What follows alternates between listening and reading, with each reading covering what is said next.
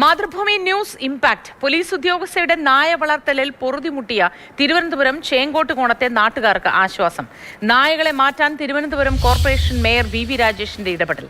അടിയന്തര യോഗം ചേർന്ന പ്രശ്നപരിഹാരം ഉണ്ടാക്കുമെന്ന് മേയർ വി രാജേഷ്. അല്ല, അവർ ഏതോ ലൈസൻസ് എന്തെങ്കിലും നേടിയിട്ടുണ്ടോ? ഇപ്പോൾ വാർത്ത ഞാൻ വരുന്ന വഴിക്കാണ് കേട്ടത്. ലൈസൻസ് നേടിയിട്ടുണ്ടോ എന്ന് നോക്കേണ്ടതായിട്ടുണ്ട്. തീർച്ചയായിട്ടും അങ്ങനെയൊന്നും ഇല്ല എന്നുണ്ടെങ്കിൽ ആ നായ്ക്കളെ അവിടെ നിന്ന് മാറ്റേണ്ടതായിട്ടുണ്ട്. അപ്പോൾ അതിനെ എന്തായാലും തെരുവിലേക്ക് തുറന്നുവിടാൻ സാധിക്കില്ല. ആ നായ്ക്കളെ അത്രയും അവരിപ്പോൾ സംരക്ഷിച്ച് പോവുകയാണ്. അതിൽ നാട്ടുകാർക്ക് ബുദ്ധിമുട്ടുണ്ട്. പക്ഷേ അതിനെ തെരുവിലേക്ക് ഒറ്റയടിക്ക് തുറന്നു വിട്ട് കഴിഞ്ഞാൽ ഇതൊക്കെ തന്നെ ആക്രമണകാരികളായി മാറും. അതുകൊണ്ട് തന്നെ അതിനെ വാക്സിനേറ്റ് ചെയ്യണം, അതിനെ ABC ചെയ്യണം. എന്തായാലും ജനുവരി മാസം 30-ന് മുൻപ് തിരുവനന്തപുരം കോർപ്പറേഷൻ തെരുവ് നായ്ക്കളെ ഷെൽട്ടറിലാക്കുന്നതിനുള്ള ആദ്യത്തെ നടപടി സ്വീകരിച്ചിരിക്കും. അതിൻ്റെ ചർച്ചകളും കാര്യങ്ങളൊക്കെ തന്നെ മുന്നോട്ട് പോവുകയാണ്. അതോടൊപ്പം തന്നെ ഈ വിഷയം അന്വേഷിച്ചിട്ട് ഇതും പരിഹരിക്കാൻ വേണ്ടിയുള്ള പരിശ്രമം ഞങ്ങൾ നടത്തും. മാതൃഭൂമി ന്യൂസ് പുറത്തു കൊണ്ടുവന്ന മനുഷ്യാവകാശ നിഷേധത്തിന്റെ വാർത്തയിൽ സർക്കാർ കണ്ണു തുറന്നു.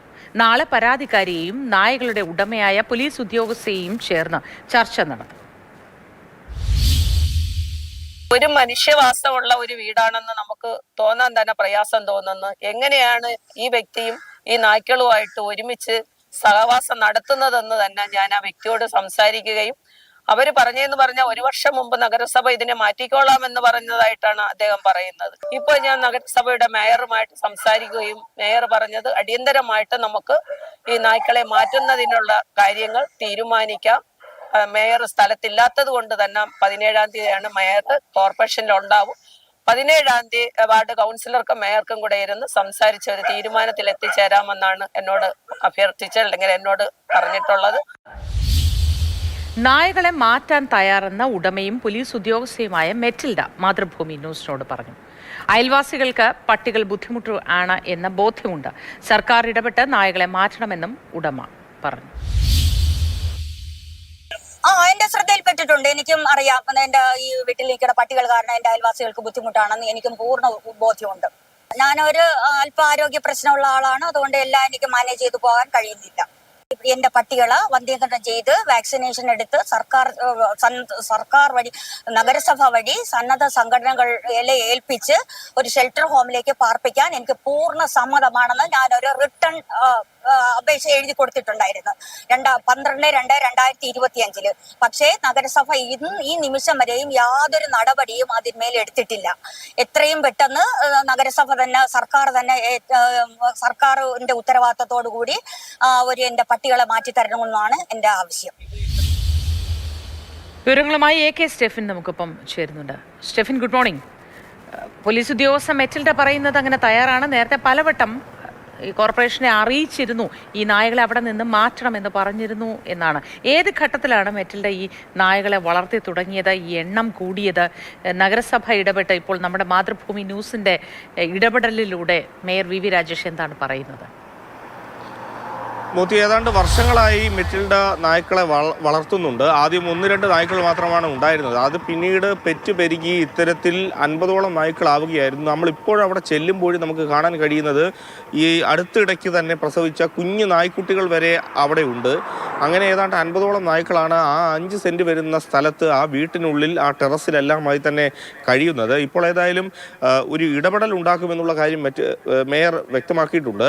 മെറ്റിൽഡ ഈ പട്ടികളെ വിട്ടു നൽകാമെന്നുള്ള കാര്യത്തിൽ ഒരു തയ്യാറാണ് എന്നത് അറിയിച്ചിട്ടുമുണ്ട്. ഇനി ഏതായാലും കൃത്യമായ നല്ല രീതിയിലുള്ള ഒരു ഇടപെടൽ ഉണ്ടായിക്കഴിഞ്ഞാൽ ഈ പ്രശ്നത്തിനൊരു പരിഹാരമാകും. അത് ഇനി ഏതായാലും തിരുവനന്തപുരം കോർപ്പറേഷന് മാത്രമേ കഴിയുകയുള്ളൂ, മേയർ വി രാജേഷിന് മാത്രമേ കഴിയുകയുള്ളൂ. ഏതായാലും ഈ ജനുവരി മാസത്തിൽ തന്നെ അതിന് ഒരു തീരുമാനമാക്കും എന്നുള്ള കാര്യം ഉറപ്പ് നൽകിയിട്ടുണ്ട്. കോർപ്പറേഷനെ സംബന്ധിച്ചിടത്തോളം വലിയ പരിമിതികളുണ്ട്. കാരണം 50ഓളം നായ്ക്കളെ ഒറ്റയടിക്ക് ഒരു സ്ഥലത്തേക്ക് മാറ്റുക എന്ന് പറയുമ്പോഴും അവർക്ക് വെല്ലുവിളിയാണ്. പല സ്ഥലത്തും ഷെൽട്ടറുകളുടെ പ്രശ്നമുണ്ട്. ഇതിനെ എല്ലാം കൂടെ ഒന്നിച്ച് ഒരു സ്ഥലത്ത് കൊണ്ട് ഇട്ട് കഴിഞ്ഞാലും പ്രശ്നമാണ്. അതുകൊണ്ട് തന്നെ അത്തരത്തിൽ കൂടിയാലോചനകൾക്ക് ശേഷം ഇതിനൊരു തീരുമാനമാക്കാം എന്നുള്ളതാണ് മേയർ ഇപ്പോൾ ഉറപ്പ് നൽകിയിരിക്കുന്നത്. ഏതായാലും ഈ വിഷയത്തിലൊരു പരിഹാരമുണ്ടാകും. നാട്ടുകാരുടെ ഏതാണ്ട് വർഷങ്ങൾ നീണ്ട ഒരു പ്രശ്നമായിരുന്നു ഇത്. ഇപ്പോഴും ആ വീട്ടിന്റെ പരിസരത്തോ അധികം നായ്ക്കളെ ഏതെങ്കിലും സന്നദ്ധ സംഘടനയ്ക്ക് ഏറ്റെടുക്കാനും ബുദ്ധിമുട്ടുണ്ടാവും. അവരുടെയും ഷെൽട്ടർ ഹോമുകൾ അത്രത്തോളം സൗകര്യങ്ങൾ ഉള്ളതാവണമെന്നില്ല. നിലവിൽ അവർക്കും ഒരുപാട് നായകൾ സൂക്ഷിക്കാൻ അവരുടെ പക്കലുണ്ടാവും. അതുകൊണ്ട് തന്നെ ഇതിനെ കൂടി ഉൾപ്പെടുത്തുക എന്ന് പറയുന്ന ബുദ്ധിമുട്ടായിരിക്കും. അങ്ങനെയെങ്കിൽ കോർപ്പറേഷന് ബദൽ എന്ത് സംവിധാനമായിരിക്കും ഉണ്ടാക്കാൻ കഴിയുക നിലവിലെ പരിമിതികളിൽ നിന്നുകൊണ്ട്?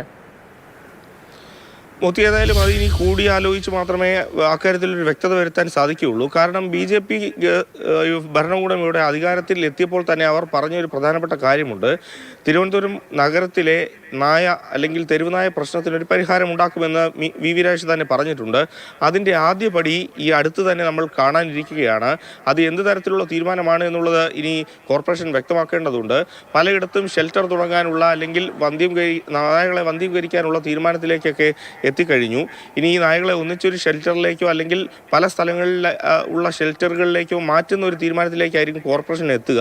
അല്ലെങ്കിൽ കൂടുതൽ സ്ഥലങ്ങൾ കണ്ടെത്തി അതെല്ലാം കോർപ്പറേഷന്റെ നേതൃത്വത്തിലുള്ള ഷെൽട്ടർ ഹോമുകളാക്കി മാറ്റുക. അത്തരം സാധ്യതകളാണ് ഇപ്പോൾ തേടിക്കൊണ്ടിരിക്കുന്നത്. ഏതായാലും ഈ പരാതിക്കാരി നായയെ വിട്ടുകൊടുക്കാനും തയ്യാറാണ്. അതോടൊപ്പം തന്നെ ഈ പ്രശ്നത്തിന് പരിഹാരം ഉണ്ടാക്കണമെന്ന് ആവർത്തിച്ച് ഈ വീട്ടുടമ പറയുന്നുമുണ്ട്. പ്രശ്നത്തിൽ ഇടപെടും എന്നുള്ള കാര്യം മേയറും വ്യക്തമാക്കുന്നു. ഇനി ഏതായാലും ഇതെല്ലാം കൂടി ഒന്നിച്ച് കണ്ടാൽ മതി. കാരണം ഈ ഒരു പ്രശ്നത്തിനൊരു പരിഹാരം മാത്രമാണ് ഇനി അവശേഷിക്കുന്നത്.